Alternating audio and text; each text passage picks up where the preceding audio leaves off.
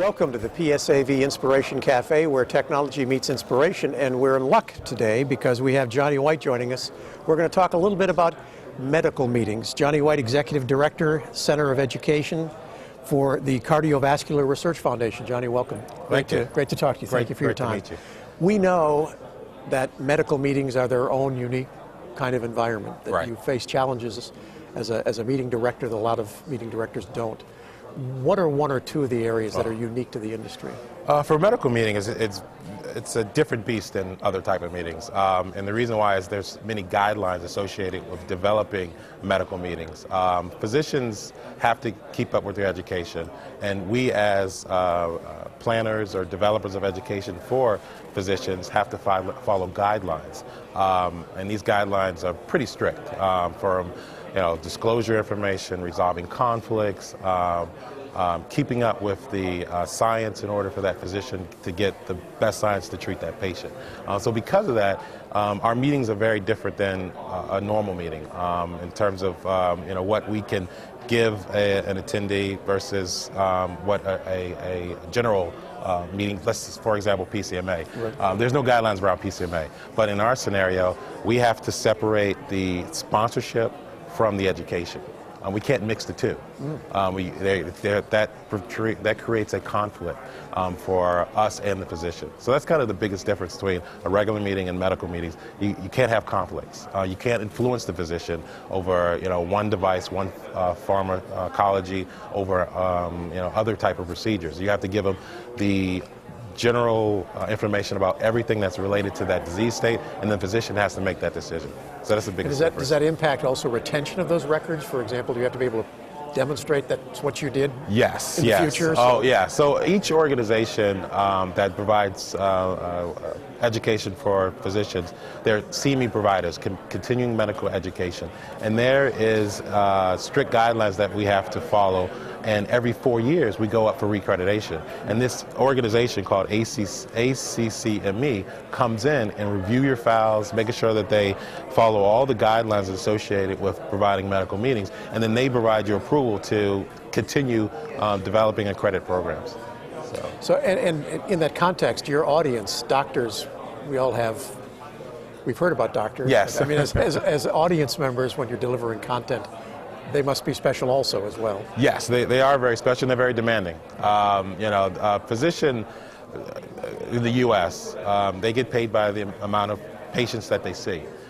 So when they're coming to a meeting, that means they have to close their office. So they want to make sure that they are getting return on investment if they're going to spend time out of their office in order to come to a program. So you have to make sure that you're showing or providing the best science, the best information out there, because that physician is not going to come because they're losing money because they're not back in the office.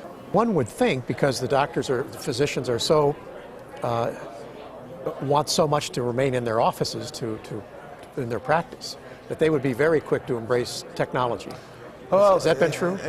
Yes and no. I'm finding with my audience that my physicians that are outside the U.S. are embracing technology faster than the physicians in the U.S. Really? Yes, and I think it's because they are so far away from the U.S. and for us, what we're delivering is top science, but they can't travel, there might be visa issues and things of that nature. So technology is providing them the opportunity to still see that content that's happening at the meeting. And some of it's live, some of it's during material, happening after the meeting. But they are embracing it because that's the way that they're getting into seeing the content that's delivered at our meeting. In terms of U.S. physicians, it's coming along, but it's generational. My physicians that are coming out of their fellowship, in the last 5 years, yes, they're embracing, or 5 to 10 years, they're embracing technology. But the older physicians, they're not embracing as fast. I mean, they are catching up because the demand is saying that they have to use technology. I mean, now, and as going to a doctor's office, I don't know if the last time you've been to a doctor's office, now they're coming in with an iPad, yes. And they ask you what your symptoms are, and then they'll say, okay, well, this is your problem, you need to get a prescription, and then it's all electronic, it sends it over to the pharmacy, and then you can go pick it up. So because of that, that's pushing them to embrace technology. What about content? Physicians, because so much is, I guess, mandated or certainly controlled, how do you keep them interested? How do you worry about that kind of? Science drives education. So if there is a new drug coming on or a new device coming on, you want to be one of those organizations that individuals want to bring that science to you, to be able to present it to those that are going to use it.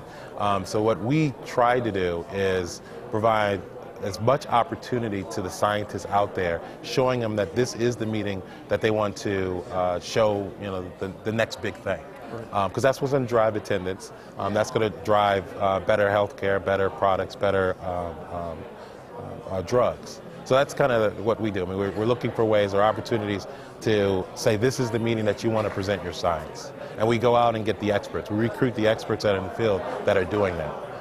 And we do that through a combination of, again, showing them our meeting is top notch,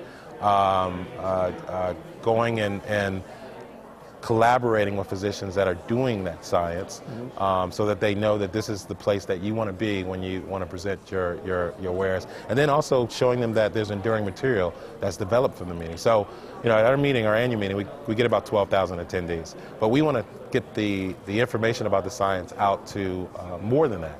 So we have opportunities of, you present your science, we capture it electronically. There could be an abstract written, so there's a enduring material piece that's print piece that's developed and sent out, not only to the physicians, but we also mail it to a wide audience, not only to our members, but other physicians that are associated with the science that we do.